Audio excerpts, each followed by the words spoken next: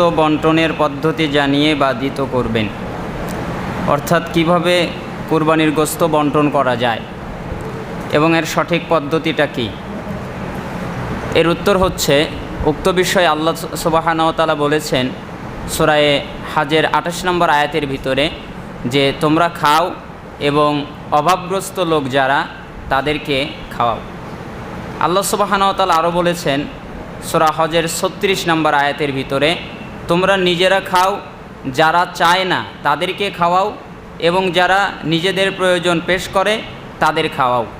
এখানে উদ্দেশ্য হচ্ছে যে নিজে খাওয়া এবং যারা চায় না, এর অর্থ হচ্ছে যে আত্মীয় স্বজন বা যাদের ক্ষমতা সামর্থ্য আছে, যারা পরিবার পরিজনের আশেপাশের আত্মীয় স্বজন, তারা তো মূলত চায় না। তাহলে এখানে বোঝানো হচ্ছে যে যারা চায় না তাদেরকেও খাওয়াও। এর অর্থ হচ্ছে যে আত্মীয় স্বজনদেরকে